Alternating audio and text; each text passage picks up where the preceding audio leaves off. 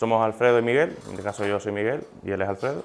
Ambos trabajamos en Codesite, llevamos ya unos cuantos años trabajando juntos y desde que fundamos esta empresa, que más o menos fue sobre el año 2015, pues nos dedicamos a cosas variopintas, ¿no?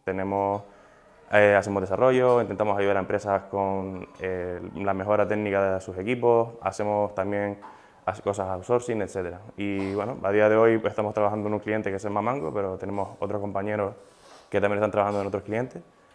Y en este caso, pues Alfredo y yo somos los que curramos juntos en Mango. Y por aquí veo gente de Mango, que saludo también. Pues nada, supongo que esta diapositiva no la habéis visto en todo el evento. Aquí tenéis a los patrocinadores. Supongo que, como todos sabréis, estamos muy agradecidos a que ellos puedan, en parte, financiar y apoyar este tipo de eventos. Y gracias a ellos, pues también la posibilidad de que tengamos todo este venue, toda la comida, y etcétera, ¿no? Así que nada, muchas gracias a ellos de nuevo. Y bueno, pues ya creo que podemos ir empezando. Lo primero que voy a decir es una pregunta para todos, que levanten la mano el que se siente identificado con esta pregunta o identificada. ¿A quién le gusta trabajar con sistemas legados, ¿A quién le gusta? Que levante la mano. ¿Sí, no? Yo tengo que levantarla porque doy la charla, si no, no la levantaba yo. Vale. Vamos a decir que somos una sala normativa. Lo normal es que a la gente no le guste trabajar en sistemas legados, ¿vale? En el Stack Overflow Survey que hubo en 2020, se hizo una encuesta en la que se preguntaba a la gente que participó qué tipo de motivación tenían a la hora de cambiar de trabajo o de empleo, ¿no? El 50% o el 51% decía que estaban interesados en cambiar de empleo porque querían trabajar en sitios donde todo lo que hubiera fueran nuevas tecnologías, o trabajar con stack nuevos, etcétera, ¿no?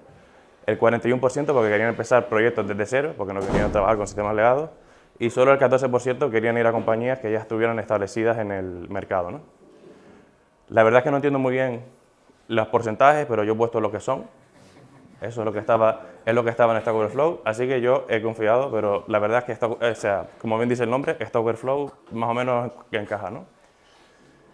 Entonces, esto lleva a una máxima, que al final es que la realidad es que trabajar con sistemas legados es complejo. O sea, es más difícil que trabajar en un software que tú escribes desde cero, que tú tomas todas las decisiones y que tú te montas pues lo que te quieres montar, ¿no?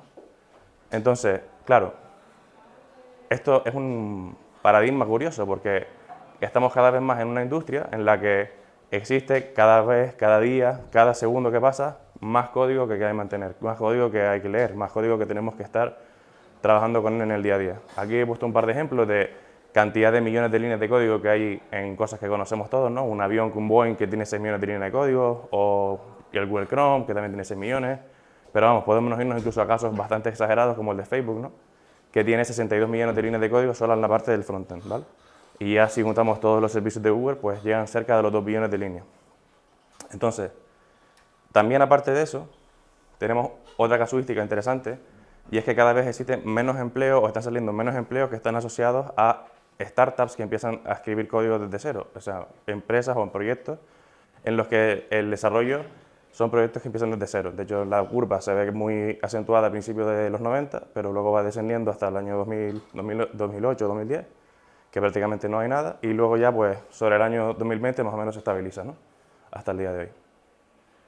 Entonces, aquí tenemos una frase de nuestro querido Joel Spolsky, que es el creador de Stack Overflow, que básicamente lo que defiende o lo que piensa es que es inevitable que el código, en algún momento de algún proyecto, se tenga que reescribir. O sea, llegará un momento en el que tengamos que reescribir el código. Por una ley fundamental, que al final es que es mucho más difícil leer código que escribirlo, ¿vale?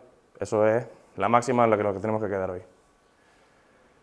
Entonces, se me ocurrió buscar en GitHub la palabra rewrite para descubrir cuánta gente se había puesto un commit o un repositorio o había hablado con alguien en una discusión, había sacado una issue que tuviera que ver con reescribir código, ¿no? Antes de poner este número, pues me metí en un repositorio a ver si no era un proyecto que se llamara rewrite para hacer otra cosa, pero más o menos eran todos parecidos. Casi todo el mundo lo que estaba haciendo era reescribir un componente, una parte de un código de algún proyecto en el que estuviera. Y bueno, pues nada, vemos que hay 46 millones de líneas de código que tienen que ver con reescribir, hay 33 millones de commits que tienen que reescribir código, y al final pues esto nos hace entender que es algo que hacemos constantemente. Empezamos algo y automáticamente, con el paso del tiempo, acabamos reescribiendo algo, si no parcialmente o si no todo. El Eugene Bogatirov, si no pronuncio su nombre bien, dice que hay una regla no escrita en el software que básicamente cada 10 años todo el software que existe se reescribirá por completo en algún momento. Frase lapidaria, sinceramente, porque lo que estás escribiendo hoy no va a estar dentro de 10 años, asumirlo ya, ¿no? Según este señor. Pero un dato que me sorprendió bastante, que está en internet, no sé si es verdad, lo encontré por foros de Quora, que dicen que en el tiempo de vida de un proyecto de Google, de un servicio de Google, más de la mitad de las líneas que se escriben están pensadas para reescribir el código que se ha hecho previamente. O sea, cada 3 años Google ha reescrito la mitad de los servicios que ha hecho, lo cual es que en 6 años te lleva a pensar que prácticamente la completitud del proyecto estará reescrita, ¿no? ¿Se me entiende? ¿Estoy hablando muy rápido o todo bien? Todo bien. Muy bien. Que no lo dije antes, pero soy canario, si no se me entiende, pues bueno, ya sabéis que me podéis levantar la mano y decirme que no se entiende. Entonces, hay una frase de Albert Einstein que dice que repetir lo mismo una y otra vez es lo que se le llama insanity, ¿no? No sé cómo se traduce en español, pero bueno, que al final esperar diferentes resultados de repetir lo mismo una y otra vez, pues es como estar loco, ¿no? Por así decirlo. Bueno, eso es lo que está en internet también. Si alguien tiene la duda de que esta frase fue de Albert Einstein, no lo fue.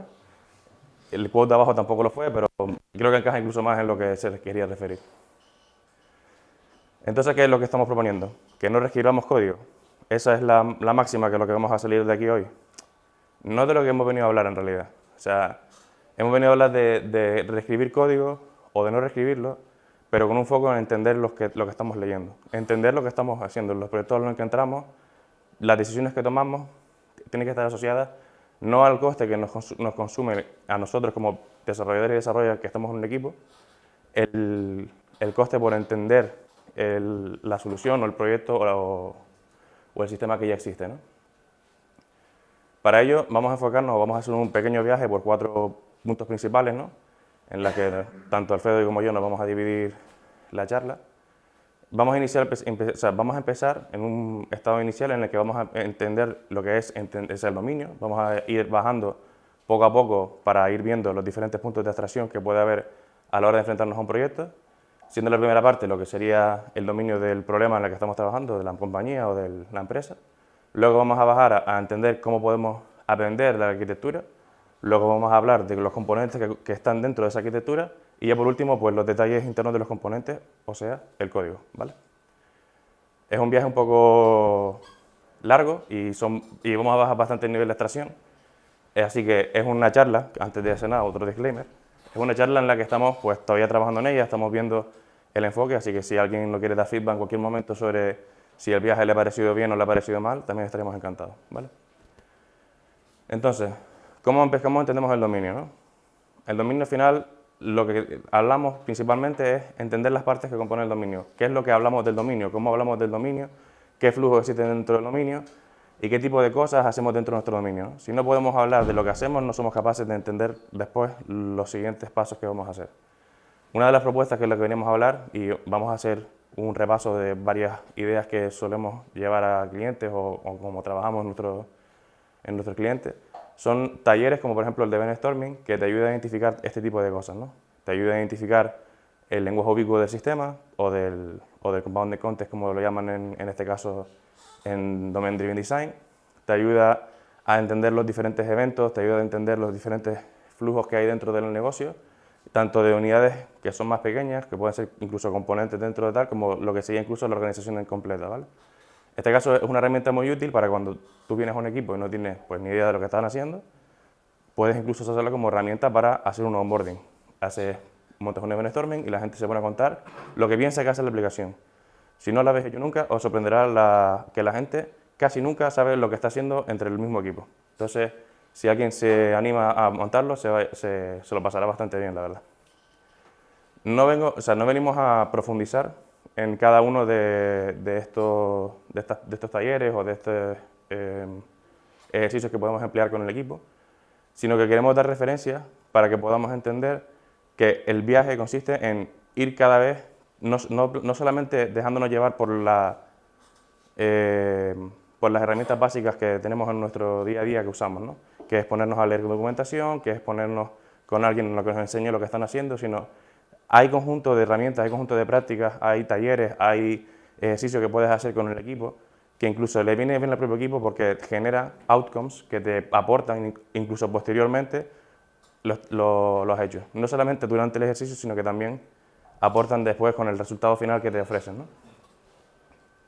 Otro de ellos, por ejemplo, puede ser el impact mapping. Antes hemos entendido lo que en este caso sería el dominio, hemos entendido el lenguaje ubicuo, hemos visto los flujos que hay, pero ¿quién está impactando este negocio? ¿A qué tipo de perfil de usuarios, a qué personas están actuando, ¿no? ¿Qué tipo de impacto tiene? ¿Por qué estamos haciendo lo que estamos haciendo, ¿no?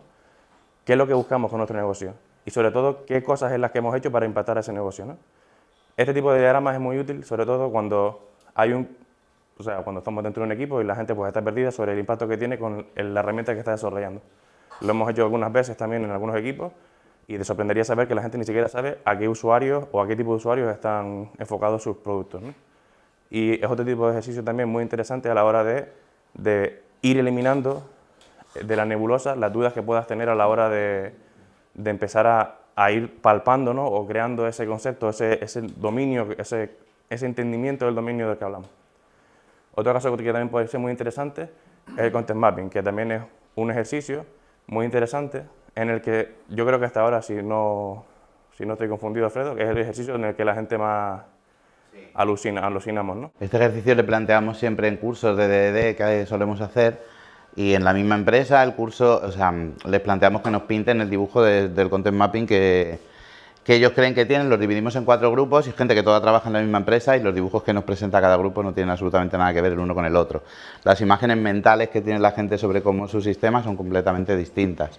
Las metáforas son distintas y eso, bueno, pues te lleva a que haya muchos malos entendidos y cosas así. Es un ejercicio que le abre un poco la mente a la gente para darse cuenta de sus diferencias en cuanto a cómo perciben el sistema. Está guapo. Y es gracioso porque casi siempre es como un patrón que se repite, ¿no? El equipo o el conjunto de personas que trabajan en un equipo suele ser geocéntrico. Piensa que el equipo suyo es el core de dominio y eso es lo que más importa, ¿no? Independientemente de que esté haciendo o pintando cosas en algún sitio que a lo mejor pues no es lo más importante, pero ellos se consideran o ellas se consideran que eso es lo que importa. Es un ejercicio interesante hacer, sobre todo cuando quieres entender los diferentes tipos de colaboración que pueden existir dentro de la empresa y quieres entender cómo dependen las relaciones entre sí. Si alguien depende de otro equipo para poder hacer algo, si algún componente de esos equipos dependen también de otro, y sobre todo cómo se maneja ya sea a nivel de comunicación o ya sea incluso a nivel de foco, ¿no? Es un ejercicio muy interesante y que si no lo he hecho, al igual que los otros dos, recomiendo encarecidamente hacer porque ayuda mucho sobre todo a tener un diagrama o una proyección actual de lo que tiene ahora mismo el equipo o la empresa. Y contrastarlo con todo o con varios equipos ayuda mucho a que se pueda tener una visión fehaciente de lo que realmente pasa, ¿no? Entonces, bueno, ahora entendemos lo que es el dominio. Obviamente no estamos enfocándonos mucho en cómo se hacen estos talleres, pero bueno, ya tenemos herramientas para poder defendernos, ¿no? Tenemos herramientas para poder ir investigando cómo podemos entender el dominio. Vale, ahora, ¿qué pasa? ¿A dónde saltamos? ¿Vamos al código o seguimos bajando, no? Como comentábamos antes, esto era un viaje y ahora pues tenemos que enfocarnos en otros aspectos, ¿no? Luego de haber entendido lo que hacemos o el tipo de dominio que tenemos, para quiénes están enfocados y para qué se usa, pues ahora nos falta entender cuáles son los componentes, ¿no? Cuál es la arquitectura que tiene nuestro sistema, cómo estos componentes se comunican entre sí. Tenemos una visión del context mapping, que es una mezcla entre lo que es la parte de dominio, ¿no? Porque la gente pone nombres a las cosas, intenta clasificar en su cabeza con lo que conoce de dominio el mapa o el diagrama que tiene de la solución, pero no es así siempre. O sea, la gente llama las cosas de una forma, pero luego realmente si tú te pones a bajar, pues la gente le pone nombres diferentes, la gente entiende o no entiende lo que están haciendo, y desde el punto de vista de la comprensibilidad, ayuda mucho usar este tipo de herramientas, ¿no? Aparte de eso, también es importante que tengamos un mapeo de dónde está una cosa o dónde está otra en función de lo que hemos hecho con el dominio.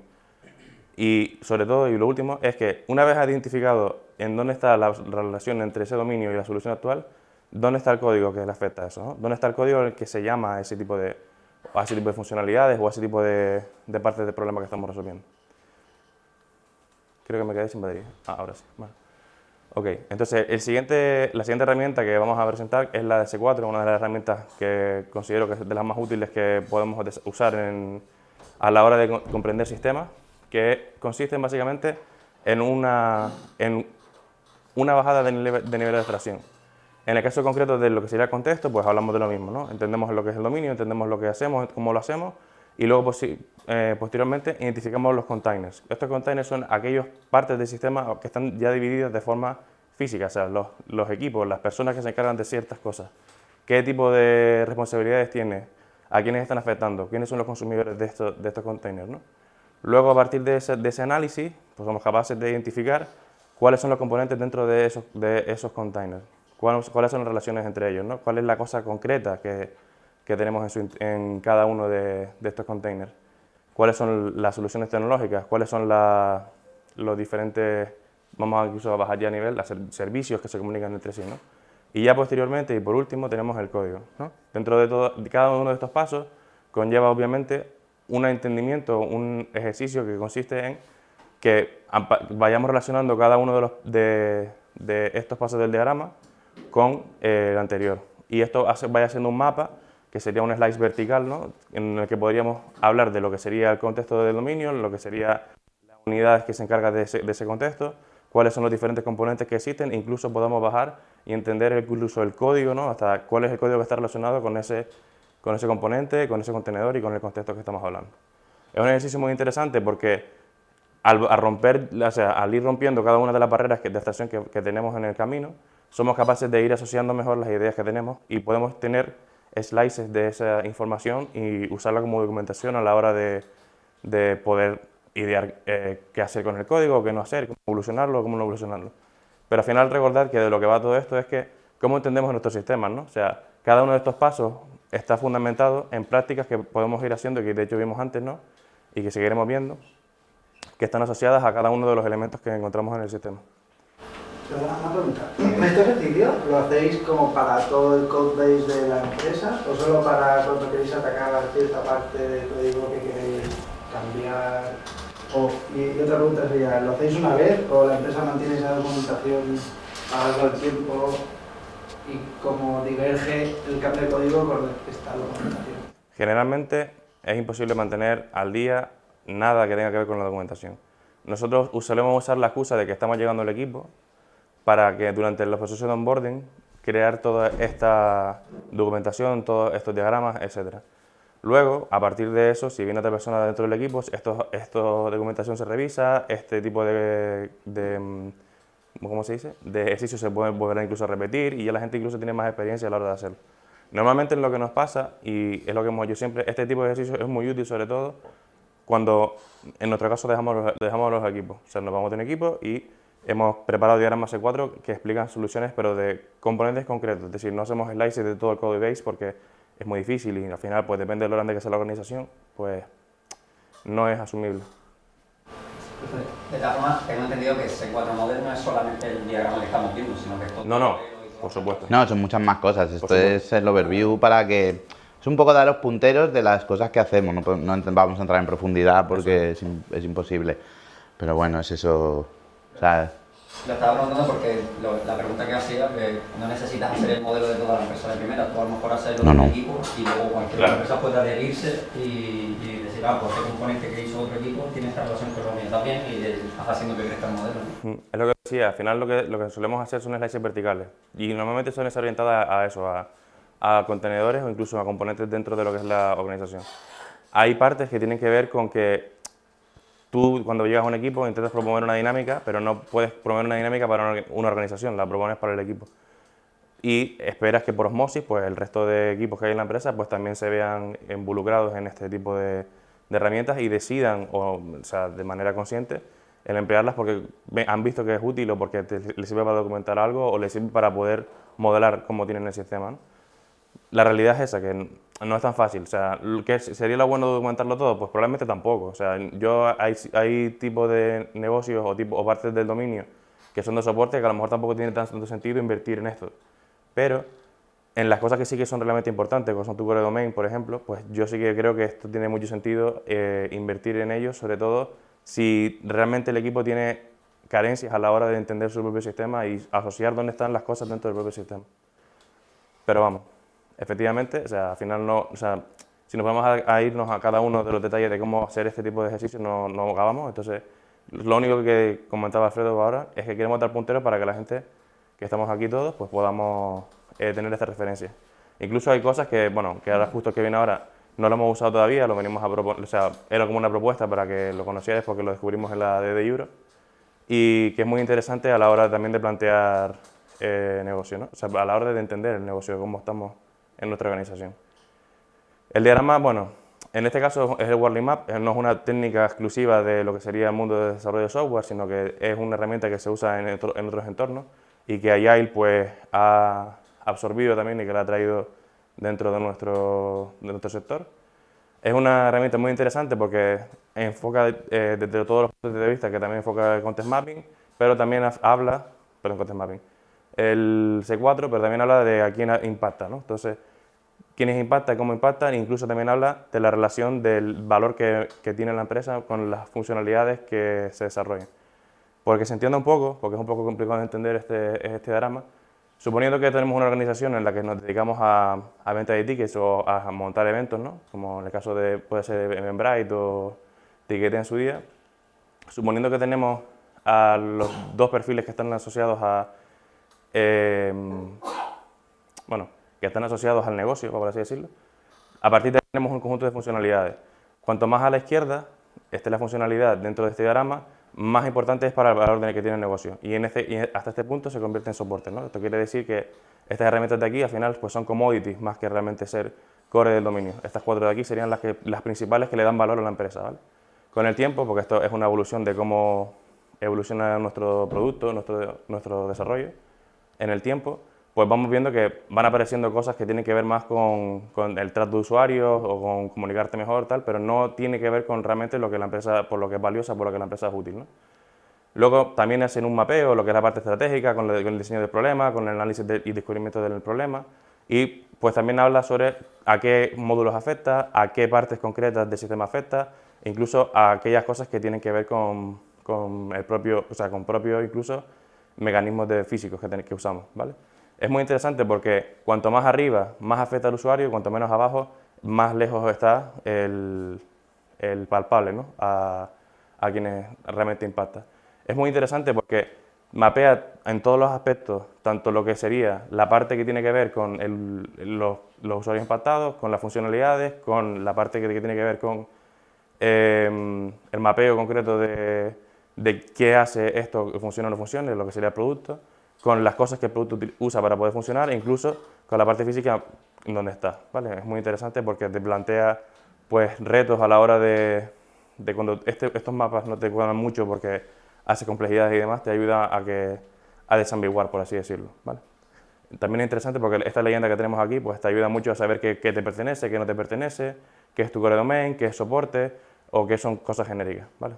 Es un mapa muy interesante que lo descubrimos en la de Europe, no lo hemos usado todavía, queremos usarlo, pero queríamos compartirlo aquí porque lo vimos muy interesante. Hay un libro muy chulo sobre esto que todavía no hemos terminado de leer, que lo pondremos en las referencias, que habla sobre todo de cómo construir este tipo de Worldly Maps para tal, y bueno, yo creo que es muy interesante.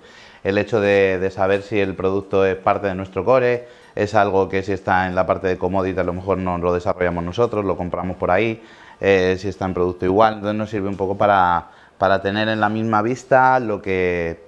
O sea, las funcionalidades y por otro lado, pues eso, si es core, si no es core, en qué estado está, y eso es muy interesante para ver cuál es la parte fundamental del negocio, que muchas veces cuesta verlo, ¿no? Cuando vas a un sistema grande. Genial. Luego, una vez hemos visto la parte de entender también arquitectura, también podemos saltar a la parte de entender componentes, ¿no? No quiero enrollar mucho porque creo que este libro en sí es para tener una charla sola y entrar en detalle, pero creo que si hablamos de hotspots y hablamos de churning y hablamos de authors y hablamos de temporal coupling, ¿os suena el concepto? ¿Alguien lo tiene asociado? Bueno, resumidamente, el compañero que se llama Adam Thornhill hizo 2 libros que se llaman Software X-Rays y el primero que fue el que leí de todos, que fue uno de los libros que más me ha gustado en mi carrera profesional, que es el libro de Just Code as a Crime Scene. Al final de lo que va el libro es intentar, usando métodos forenses, ver cómo está el estado actual o pintarte cómo se encuentra ahora mismo una base de código concreta. es muy útil para, sobre todo a la hora de encontrar lo que él denomina hotspots, que son aquellos sitios o puntos calientes en los que el software pues, es más vulnerable porque tiene o mayor cantidad de cambios sobre eso y tiene como clases que son clases Dios, ¿no? O clases, no me sale la palabra, God classes, pero hay otra palabra que no me sale ahora. Y sobre todo a la hora, que es lo que más importa en este diagrama, aunque esto es muy importante porque sabes dónde está dónde cambia casi toda la funcionalidad y dónde evoluciona el código, esta parte de aquí es lo que yo considero como más importante, ¿no? Cuando tú analizas componentes, no solamente te interesa saber cómo funciona, sino te interesa saber a dónde tienes que acudir para poder entenderlo. O sea, porque si tú eres un código en un IDE y esperas que eso sea como un libro, vas pasando páginas y vas entendiendo el contexto, por desgracia no funciona así. Si te enfocas y sabes en dónde están la mayor parte de cambios, en qué momento del tiempo se hacen, quiénes son los que tienen los mayores hilos porque son los que más cambian las cosas, o porque esta es la parte de, o sea, esta entidad o este paquete que tenemos aquí es el que más cambia más veces, estás adquiriendo mucha información, ¿no? Estás siendo capaz de entender pues casi todas las partes del sistema o dónde está por lo menos lo más importante. Y luego tenemos la parte del temporal coupling, que tiene que ver con que, en nuestro caso, sabemos cuando algo cambia junto con otra cosa. Si nos fijamos en el de aquí arriba, vemos que el paquete de communication con el paquete de interactor cambian siempre. Esto hay un esmel muy gracioso que se llama, bueno, y también tenemos aquí el de protocol que te cambia la mitad de las veces cada vez que uno de estos dos cambia, ¿no? Este esmel de aquí se le llama shotgun surgery, que quiere decir que cada vez que cambias algo de un sitio, tienes que cambiar más sitios al mismo tiempo que el otro. Eso es un fallo de diseño o un esmel de diseño, vamos a decirlo así para que no suene mal, que lo que quiere decir es que pues, nuestro código cambia en muchos sitios cuando queremos cambiar una cosa. Este tipo de problemas que aparecen o que vas aprendiendo a la hora de analizar el código con este tipo de herramientas, la verdad es que te da mucho insight a la hora de saber dónde puedes apostar el siguiente tiro, ¿no? O sea, en vez de tirar tiros aleatoriamente porque te suena que por aquí el viento va bien, a lo mejor por el otro lado que el viento no sopla un poco más fuerte, es realmente donde tienes que enfocarte, ¿no? Yo recomiendo mucho leer este libro porque creo que es uno de los libros que a mí más me ha cambiado a la hora de analizar el código, analizar cómo hacemos las cosas o desde qué punto de vista lo hacemos. Pero bueno, si alguien tiene alguna propuesta diferente que da este señor, la verdad es que me gustaría conocerlo. Otra que también es muy interesante, antes vimos la parte que tiene que ver con lo estático, ¿no? Aquello que sacamos un repositorio de Git, analizamos dónde están los cambios y vemos qué clases cambian más o qué cambian menos, pero eso es un análisis estático, eso es una foto actual de cómo se encuentra la base, o sea, el código del proyecto, ¿no? Esto es un punto de vista que es dinámico, o sea, aquí podemos saber no solamente cómo el sistema se comporta a nivel de, o sea, podemos saber cómo el sistema se comporta además de viendo cómo está el código planteado, viendo cómo se ejecuta o viendo cómo el código, por así decirlo, pues avanza, ¿no? Cuando tenemos cualquier tipo de funcionalidad que estamos usando. Esta es una de las cosas que yo más uso en el día a día, sobre todo a la hora de entender código que no es mío, porque te ayuda sobre todo a entender cuál es el camino por el que va la solución, ¿no? Los análisis dinámicos de las soluciones son muy interesantes porque te permiten sobre todo ayudarte a la hora de plantear, o sea, de encontrar dónde están las cosas que no encuentras fácilmente. Si tienes algún problema por lo que sería en este caso la librería o el framework, o porque hay una implementación que se ha hecho que está escondida porque está hecho con una OP por ahí que no sabes lo que es eso. Es muy interesante porque te salva de lo invisible, ¿no? Que yo creo que es una cosa que es realmente útil a la hora de analizar el estado de la solución actual dinámicamente. Yo siempre propongo o promuevo que aprendamos a usar nuestro IDE porque al final es la herramienta que más usamos en nuestro día a día y sobre todo si vamos a usar nuestro IDE que aprendamos estos pequeños trucos que te ahorran sobre todo a la hora de filtrar información para que puedas, para que esté más fácil de consumir para una persona. También tenemos otra opción que es convertir un call stack en un diagrama de flujo usando UML, que es muy interesante, también lo he usado en algún proyecto y pues te ayuda sobre todo a plantear pues es como hacer una especie de brainstorming, entre comillas, pero que sería de algo que realmente ya existe, ¿no? Entonces, en vez de plantearte la solución como algo que viene de la cabeza de alguien, pues esto es lo que realmente pasa a la hora de, por ejemplo, ejecutar un test en JUnit, ¿no? Es muy útil porque, por ejemplo, te pintan las clases asociadas, el método que se usa, a quién llama, a quién no llama, si es recursivo, si no es recursivo, si tiene un loop, si no lo tiene. Bueno, total. es una herramienta muy poderosa a la hora de poder entender dinámicamente cómo está funcionando nuestra aplicación. Y bueno, creo que aquí ya vamos terminando, por lo menos mi parte. Luego viene Alfredo, que habla más que yo. Pero sí me dejas tiempo. Muy bien, muy bien. Bueno, y creo que por último lo que nos queda es el Code as a Database. ¿A alguno se le ocurre alguna forma a día de hoy que uséis en el que consultemos el código como si fuera una base de datos, que hagamos query contra el código?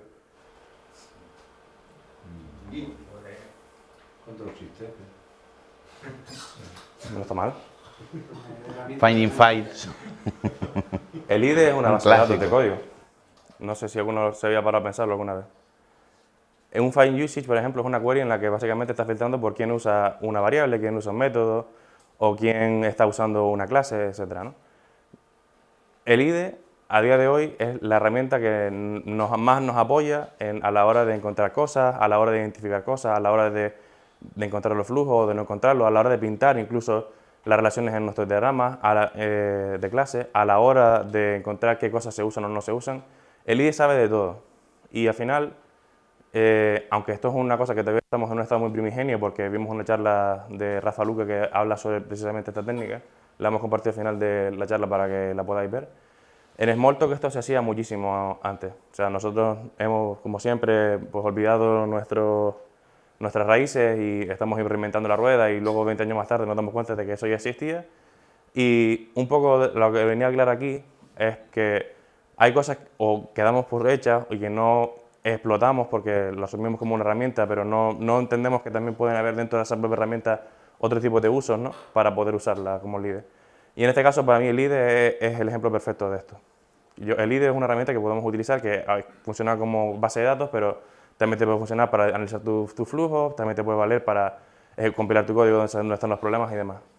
O sea, como propuesta aquí, aparte de la charla de Rafa Luque, que quiero que la comparto al final para que la podáis ver, quiero que salgáis de aquí con que el código se puede consultar como una base de datos. Tenemos la posibilidad de usar herramientas para que nos permitan, en vez de lo que comentaba antes, ¿no?, leer el código de arriba abajo que hace una clase y pasamos página que es otra clase, podemos emplear estas herramientas para ahorrarnos sobre todo mucho tiempo a la hora de identificar las partes que necesitamos.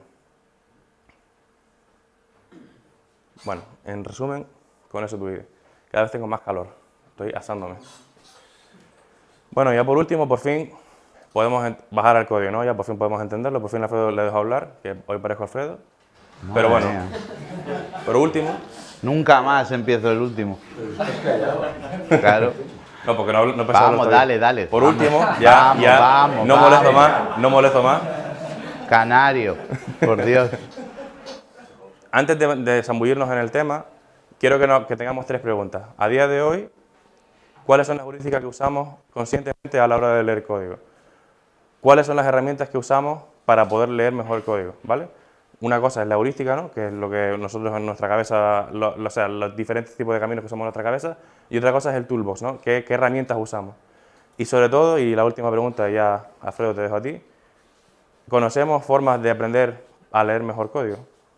A ver, es un viaje muy largo y esta charla ha sido también un intento de enseñaros lo que estamos investigando y cosas que nos interesan, que nos preocupan y donde creemos que se puede evolucionar, y todo tiene que ver con cómo entender sistemas. Desde ha empezado Miguel muy arriba, dominio, ha bajado por tener una estructura así del sistema, intentar entender cada uno de esos componentes, y ahora vamos a bajar muy abajo del todo y vamos a ver cómo intentamos o qué técnicas usamos para leer código.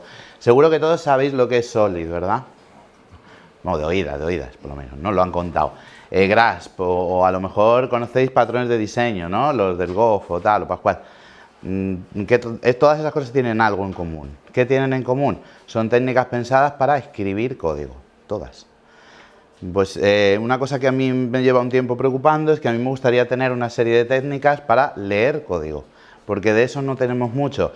Siempre hablamos de vamos a escribir código que sea, y aquí empezamos a usar algunos eufemismos o significantes vacíos como fácil de leer, fácil de entender, ese tipo de cosas. ¿Eso qué significa? Eso es completamente subjetivo, depende de la forma que tenga cada uno de vosotros de entender o de afrontar la lectura de código. Yo sé que es fácil de leer para mí, no sé que es fácil de leer para ti, no tengo ni idea. Entonces ahí empezamos a pensar, y yo descubrí este libro este año, que me gustó mucho de Programmer Brain de Felin Hermans, que es una chica que estudia en una universidad por el norte de Europa, que no recuerdo exactamente, pero bueno, que tiene también alguna charla por YouTube, si la queréis, vamos, que está muy fácil de acceder y está muy chulo. Y básicamente utiliza técnicas de psicología, neurociencia y cosas así para intentar descubrir cuáles son los procesos mentales, los procesos cognitivos que nos ayudan a entender el código. Y eso es un poco flipado así, ¿no? Pero ¿para qué te sirve? Para intentar tener una idea de cómo funciona nuestra cabeza cuando leemos código y a partir de ahí extraer conclusiones de cuáles pueden ser buenas prácticas para leer código, ¿no? Por ahí va a ir el lío y a ver qué sale, yo os lo cuento. Y nos va a ayudar una cosa muy importante que es entender, sobre todo, para mí es lo más importante, cuáles son nuestras limitaciones a la hora de leer código, que son muchas, ¿no? O sea, tenemos una serie de limitaciones y el código que escribamos tiene que ser capaz o tiene que intentar ir orientado a no suponer un problema para esas limitaciones o a no hacerlas tan evidentes. Bueno, esto es todo sacado del libro, esta primera parte, ella divide nuestra dificultad de entender código en 3 áreas. Una lo llama lack of knowledge, que es esto de aquí. Esto, hombre, a lo mejor sabéis que es un Hello World porque pone Hello World, pero cómo funciona este software no, parece que no, ¿no? Esto es un lenguaje que se llama Bfunc, que lo creó un loco por ahí de la vida, como el BrainFuck y toda esta mierda, que nadie sabe para qué sirve. Y esta flechita de aquí, esto es que va el flujo para acá. Luego va para acá, luego para acá. Esto lo meten en el CalStack, las comas las sacan del CalStack y lo pintan en pantalla. El 48 es un código ARCI, 4×8 multiplicado por espacio en blanco y esto es un intro. Me tiene un rato para entenderlo. Y esto no lo entendéis, ¿por qué no lo entendéis? Porque no conocéis la sintaxis de este lenguaje, porque os falta ese conocimiento, ¿vale? Eso es una de las cosas, o una de cuando pensar en vuestro día a día. Cuando llegáis a un trozo de código, ¿por qué no lo entiendo? Porque usa una característica del lenguaje que no comprendo, porque está hecho en otro lenguaje. Bueno, esto es una posibilidad. Otra cosita, lack of information. Esto es que me falta algún tipo de información para entender ese código, ¿no? Aquí he puesto yo, sobre todo fijaros en esta línea, uy, como no es mío, le doy al botón que no es. ¡Hala! Pero muy fuerte le da al botón que no es. ¡Qué spoiler, qué spoiler! He hecho de lo que viene luego. Bueno, ese isUnfolded que pone ahí, isUnfolded. Bueno, pues esto era un concepto de negocio que salió el otro día, por aquí gente de Mango a lo mejor les suena, que es algo así como de doblados, de que yo no me enteré de lo que era todavía. Entonces yo veo en el código eso y digo, ¿y esto qué será? Si no tengo el qué, el concepto de negocio que contábamos antes, ¿verdad? No puedo entender esto si no he hecho los pasos anteriores. O me va a resultar muy complicado, por eso todo esto es un viaje y no te puedes saltar ninguna parada, ¿no? Si no entiendes estas cosas, no vas a entender esto. Y luego, do more things with the product, pues ahí a saber qué hará eso, ¿no? Esto está en honor a un método que me encontré una vez que se llamaba hacer algunas cosas más. Dije yo, pues está de puta madre. Pues algunas cosas más hará. Digo, yo pensaba que no haría ninguna cosa, pero hace alguna. Estaba bien. Bueno, cosas que pasan. Y luego hay otro tercer elemento, que es la falta de capacidad de procesamiento, bueno, y según he puesto el tamaño de esto, el lack of vision también, porque a lo mejor desde atrás no lo veis. Pero esto es, no tengo capacidad suficiente para entender todo ese tronco de un golpe, ¿no? Esto es la kata Gilder-Rose, que es una kata que a mí me gusta mucho, así complicadita. Bueno, complicadita, cuando la has hecho 70 veces menos, pero que sirve para entender. Es un código que es muy complicado, muchos condicionales, para arriba y para abajo. Cuesta de entender, ¿verdad? Nuestra cabeza no puede procesar todo eso de golpe. Entonces, vamos a intentar explicar cómo funciona nuestra cabeza y a ver qué tal sale esto. Esto nunca lo he explicado y vamos a ver qué tal consigo explicar la metáfora. Esta es la metáfora que define en este libro que os contaba de Programmer's Brain y dividen nuestra cabeza. Es muy fácil de entender para los que somos informáticos, claro. Dice que tenemos algo así como lo más importante, una memoria de largo plazo, una memoria de corto plazo y una memoria de trabajo. Memoria de largo plazo vendría a ser nuestra base de datos. ¿De qué? Del knowledge ese, ¿os acordáis? De nuestros conocimientos, nuestras cosas que sabemos sobre programación. La short-term memory es lo que tenemos más o menos en la cabecita y podemos ir procesando sobre eso, iterando sobre eso. Se suele decir que solo tenemos espacio en la short-term memory para entre 6 y 10 cosas y en últimos estudios dicen incluso que menos, que en 5. Habrá gente que pueda tener 20, habrá gente que pueda tener 2, o sea, yo no lo sé. A mí no me cabe mucho, ya os lo digo. Yo soy de memoria de pez, a mí se me olvida rápido. Y la working memory, aunque se llame memory, yo más bien entiendo en su metáfora como una especie de procesador donde se procesa esa información, ¿no? Esa información que tengo en la memoria de corto plazo, ¿vale? Y esto, ¿qué nos lleva? Nos lleva a entender, a pensar en que si pensamos así, bueno, pues vamos a tener que conseguir que nuestro código quepa ahí para poder entenderlo, para poder procesarlo. Y ahora voy a intentar poneros esto con un ejemplo y a ver qué tal lo veis. porque visto así es muy abstracto y a mí no me gustan las cosas muy abstractas. Entonces vamos a empezar desde el principio. Imaginaros que tengo ese código de ahí, ¿vale? Más o menos lo veis, ¿no? Más o menos, no parece muy difícil, código de andar por casa. Pone insertion sort, eso ya algo una pista, lo mismo algo de ordenar, o lo mismo no, depende. No os fiéis de los nombres, yo eso es una cosa que he aprendido. Entonces, ¿qué hacemos? ¿Qué es lo primero que hacemos? Cuando vemos ese código, identificamos de un golpe esa primera línea, no leemos línea a línea, eso es lo primero que tenéis que tener claro. La cabeza o nuestra forma de pensar tiene mucho que ver con algo que se llama memoria icónica, y ves las cosas de un golpe y más o menos ves estructuras. No ves líneas. Hay muchas estructuras que tienes identificadas. Entonces, si nosotros vemos esa estructura, la llevamos a nuestra memoria de corto plazo. Esto de aquí es la memoria de corto plazo, esto es la base de datos y esto es el working memory. Más o menos andan por ahí. Vale, a ver qué tal. Si entendéis la metáfora conmigo y no sale entre todos. Entonces, esto de aquí, pillamos esto, nos vamos a nuestra memoria de largo plazo y resulta que esto más o menos nos dice que es algo que lo entendemos como un punto de entrada, ¿vale? O sea, nosotros tenemos eso ahí y sabemos que es un punto de entrada en Java, ¿no? Todos los public void main, ¿verdad? Por separado no tiene mucho sentido, pero juntos sí, ¿verdad? Eso es una cosa muy importante que se llaman chunks de memoria, en teoría psicológica y de neurociencia y estos rollos, ¿no? Básicamente un chunk es un trozo completo que significa algo para nosotros. Nosotros no vamos public, static, ¿qué significa? Void, ¿qué significa? No, lo leemos de un golpe. Quizás un programador más novel sí lo lee línea a línea. Alguien con más experiencia lo lee de golpe, ¿no? Hay un ejercicio muy interesante psicológico que se hace con ajedrez, con el juego del ajedrez. Le presentan a varias personas piezas desordenadas dentro de un tablero, ¿vale? Totalmente aleatorias. La gente que tiene experiencia jugando al ajedrez, o sea, se las presentas durante un momento, se las quitas, es capaz de acertar, o sea, de luego reproducir mejor esos tableros. ¿Por qué? ¿Qué más da si es aleatorio? Porque la gente que tiene experiencia jugando al ajedrez no recuerda las piezas una por una. Tiene patrones en su cabeza. Dice, esto es la apertura sueca. Yo no tengo ni idea de ajedrez. Esto es, no sé, el enroque colombiano. Eso me lo he inventado. Algo de eso. Y entonces, pues la gente lo entiende de esa manera y eso les hace, pues a lo mejor con 2 o 3 patrones en su cabeza es suficiente para retener eso. Y yo, que no tengo, habéis visto, que no tengo ni idea de jugar al ajedrez, pues me tendría que acordar de la posición de todas las piezas, pero solo me caben 6. ¿Vale? Esa es la clave de todo esto. Entonces, si seguimos haciendo este ejercicio, pues veremos que, bueno, a mí esto me dice que es irrelevante porque el punto de entrada me da igual para entender el problema. Hago lo mismo con lo siguiente, ¿no? Y yo descubro que es un array, lo proceso y, por ejemplo, 45, 12, 85, 32, 89, me da exactamente igual, ¿verdad? Eso para el problema, ¿a qué no? Pues no me lo guardo. Y así sigo. Eso es un bucle, eso todo el mundo sabe que es recorrer un array, o casi todo el mundo, ¿a que sí? Lo tenéis en vuestra cabeza. Esto es un poco más difícil, pero si habéis hecho un poquito de algoritmia, esto yo patrón le tengo, que es recorrer desde ese elemento para atrás. Eso se llama así en mi cabeza, en la vuestra se llamará de otra forma. Esto de aquí es una comparación simple, que más o menos me la puedo guardar. Esto de aquí es un swap de variables, esas 3 cosas. No es... Pero eso sí sabes lo que es un swap de variables, si no es muy difícil de recordar, porque tienes que tener todo eso a la vez en tu cabeza, ¿vale? Y esto de aquí es pintar la array, en mi cabeza, ¿verdad? Pues más o menos me ha cabido. Y procesando todo esto, pues parece que ordena un array, no estoy muy seguro tampoco, ¿eh? Porque, bueno, o sea, más o menos creo que ordena un array. Eso es lo que podemos hacer mirando este código. Fijaros lo importante que es entender cómo funciona nuestra cabeza para entender también qué importantes son estos patrones visuales incluso a veces de cómo organizamos el código. Yo desde que leí este libro ya entiendo por qué a la gente le gusta Python. Nunca lo entendía, ahora sí lo entiendo. A mí no me gusta Python, pero hay gente que le encanta Python y sobre todo a la gente que empieza a programar. Y dices tú, ¿y por qué le gustará esto el shell.s? Pero si esto es feísimo, decía yo. Sí, pero Python tiene algunas características muy interesantes que tienen mucho que ver con esto.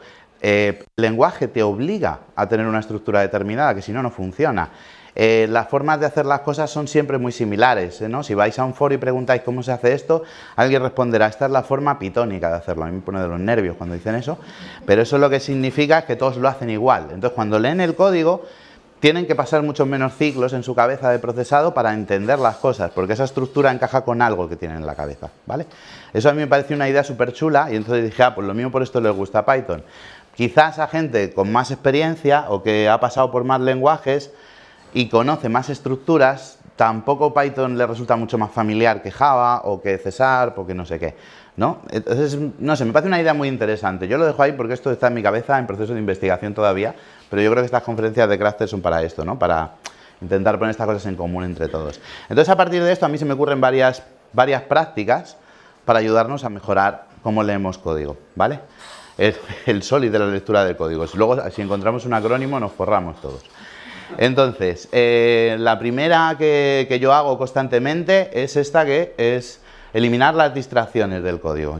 A mí esto me gusta pensar en una metáfora muy absurda, que es que mi cabeza, cuando lee código legacy o el código que no es mío, bueno, y el mío también, funciona como un adblock de un navegador. Yo esas cosas yo lo bloqueo. Eso es publicidad. Todo eso que está ahí en rojo para mí es publicidad. Eso no está en el código.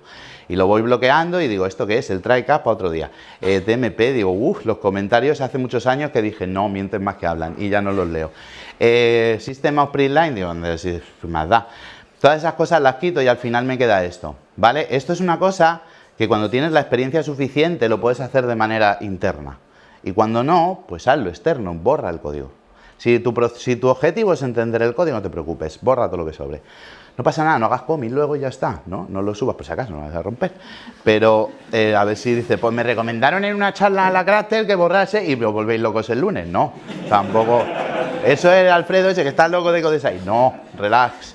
Pero si no hacéis commit, no pasa nada, ¿vale? Y está muy bien, o sea, yo lo hago constantemente cuando leo código legacy. Yo empiezo a borrar y ya está, no pasa nada. Lo quito de en medio porque si entendemos que nuestra cabeza tiene un espacio limitado, pues entenderemos un poco más esto. Otra practiquilla que yo uso mucho cuando estoy leyendo código así, intentando entenderlo, está muy fácil de usar y muy interesante, que es empezar desde el final. ¿Vale? Buscar, no empezar desde el principio leyendo una función línea, sino vete al final, busca los return, busca dónde acaban las cosas. A veces no es tan fácil como un return y luego lo vemos en la siguiente, pero en general suele ser bastante fácil y básicamente cuando encuentras esos puntos de entrada puedes ir hacia atrás desenredando. ¿Y esto para qué te sirve? Para encontrar lo importante. Fijaros que ese va a ser nuestro objetivo en todas estas prácticas. Quitar de en medio la morralla que ahora mismo no nos hace falta. E intentar entender justo lo que es importante, ¿no? Entonces, aquí vamos hacia atrás y al final lo que nos queda es, bueno, está dividido en dos problemas totalmente aislados esto. Por un lado, lo que haga aquí arriba es un flujo y por otro lado lo que venga por aquí abajo es otro flujo distinto. No necesito tener en mi cabeza las dos cosas a la vez. Pienso en esto y luego ya pensar en esto por separado, con mi cabeza limpia y desde cero, ¿vale? Es imposible entender todo el código de golpe, así que, como ya lo hemos visto, porque no nos cabe en la cabeza, entonces tenemos que buscar técnicas para ir aislando trocitos que podamos ser capaces de entender, poner puntos de control, ¿vale? Esa es digamos que un poco la motivación de todas estas técnicas que os voy a enseñar, ¿no? Simplificar lo que tenemos que entender para que quepan nuestras cabecitas de seres humanos. Vale, otro que a mí personalmente también hago siempre, que es intentar encontrar cuáles son los side effects que pueda tener esta función. ¿Esto por qué lo hago? Por si me he pasado en los anteriores, por si he borrado de más, por si he eliminado información importante del código que a lo mejor no debería haberlo hecho porque es muy relevante para el sistema. Los side effects hay que desarrollar cierta habilidad, y esto tiene mucho que ver con lo que decía antes de la memoria icónica, para encontrarlos, ¿no? O sea, yo tengo la sensación de que después de muchos años leyendo código, no sé por qué, y haciendo testing, que el testing es muy útil para encontrar side effects, te ayuda mucho. Yo es que, o sea, desde ahí veo los side effects, desde mi casa, ¿no? Algunas veces, otras veces me equivoco, pero los veo de lejos. Y cuando me pongo a hacer pairing con gente que tiene menos experiencia en algunas cosas, te das cuenta de que les cuesta bastante más encontrar los side effects. No lo ven tan evidente. ¿Por qué? Bueno, pues porque es normal, falta entrenamiento. No es que el que lo encuentre sea más listo, es que ha leído mucho más código y tiene más patrones en su cabeza que es capaz de identificar. Por eso, no sé, yo veo ahí un repository save y digo, toma, pedazo de dependencia, una caché, y digo, pues ya está, seguro, ¿no? Entonces, por aquí estás usando una caché, pues tiene pinta de que, vete tú a saber, lo usará para que vayas tú más rápido, y aquí guardará los resultados para luego, vete tú a saber en qué punto, volver a recargar la caché cuando se pare el programa. Esto me lo he inventado, pero a lo mejor es para eso, ¿no? Tiene pinta, no me hace falta para entender este código, yo solo quería entender esta pieza de aquí dentro, el resto la verdad es que me puede dar un poco igual de momento, ¿no? Entonces me sirve para no, esta práctica me sirve para no, para no descartar esos side effects, por lo menos es saber que están ahí y no liarla, pero hacer ese proceso de decir, bueno, a lo mejor los puedo quitar de en medio, eliminarlo para simplificar un poco cómo estoy entendiendo el código, ¿vale? Otro truquillo más que está bien, este no me da tiempo a hacer un ejemplo porque ya que la charla era demasiado larga, pero esto es una técnica súper chula que muy útil, ¿no? Para cuando quieres enfocarte en un caso en concreto. Esta técnica básicamente es usar la cobertura. ¿Habéis usado alguna vez la cobertura de código? La cobertura de código como herramienta para decir tengo un 70% de cobertura y ponerme medallas no vale para nada. Es una herramienta inútil para comparar un equipo con otro, para decir si no tienes tanta cobertura, de verdad no es para eso la cobertura, ¿vale? Para eso no tiene ningún interés o muy poco interés. ¿Dónde sí que? Pero sin embargo es una herramienta muy chula para muchas cosas. Cuando tú estás entendiendo un código, normalmente no quieres entender absolutamente todos los escenarios. Tienes un escenario en la cabeza, incluso a veces cuando estás resolviendo un bug, ¿verdad? Hay cuestiones así, oye, cuando me pasan este numerito por aquí y esto otro, ocurre aquello. Pues puedes hacer un test enfocado en ese caso que quieres probar, ejecutar el código con cobertura y por donde no pase, pues lo borras. Y te quedas solo con el trocito que te interesaba, ¿no? Esto en la cata Guild de Rose, que es una que hacemos normalmente, pues a Miguel le gusta hacerlo así, hace la cata borrando código sin entender nada, que es una forma de hacerlo bastante entretenida. Pero bueno, la cosa es que si tú sabes, o sea, tienes la capacidad de ejecutar un trocito de código, ver qué líneas se están ejecutando, obviamente las que no se estén ejecutando, no tienes por qué pensar en esas líneas ahora, ¿verdad? Las puedes borrar. Pues esto es un uso muy chulo de la cobertura, muy útil, ¿no? Incluso yo lo pienso muchas veces, pero esto lo pienso por la noche y luego por la mañana se me quitan las ganas. Digo, estaría bien hacer un plugin para IDE que me borre automáticamente esto, que no sé qué, y lo he pensado muchas veces. Así que aquí veo gente animosa, así. Me parece que sería una idea muy buena. Nos conectamos con lo del Keynote, que somos un DAO, nos podemos hacer software entre todos aquí. Yo lo veo claro. Y luego, eso sí, como la idea de Codesai, pues luego hablamos. Tampoco vengáis arriba. Pero yo veo que por ahí podemos hacer algo, ¿no? No, pero es súper chula esta técnica, es muy sencilla, seguro que lo entendéis cómo hacerlo. Y oye, se trata de quitar cosas de en medio, ¿no? Bueno, puse el ejemplo, pero es que no, como no lo he podido enseñar entero, ya me voy al final. O sea, ese es el resultado final que queda de un código muy grande después de hacer eso, pero como ya no nos daba tiempo. Y luego ya para mí el último recurso, porque fijaros que todas estas técnicas han tenido que ver con cómo entender el código sin modificarlo, ¿verdad? O sea, no, bueno, borrándolo pero sin borrarlo, o sea, borrándolo pero para luego hacer control Z y no hacer commit. Otra técnica que es bastante útil, lo que nosotros a veces tenemos que usar, a mí no me gusta tener que hacerlo, pero hay veces que no me queda más remedio, es hacer refactors seguros, pero con el único objetivo de entender el código. No es con el objetivo de que quede mejor, de que sea... Entonces, eso es muy importante, porque no hay que calentarse la cabeza demasiado. No, pero este diseño no, que es solo para entender el código. Ponle un nombre bueno. Te sirve para marcar como pequeños checkpoints. Acordaros de la memoria. Llego aquí, marco un checkpoint, digo, vale, esto lo entiendo, otro checkpoint. Yo eso lo hago bastante. Y son refactors que luego control Z y vuelvo para atrás y no pasa nada. No hay ningún problema. O sea, eso... Pero, y que sean siempre, eso sí que es súper importante, refactors seguros, ¿vale? Refactors seguros que no rompan nada. Esto haciendo testing es más fácil, si no, a través de un IDE que me ayude a hacer los refactors.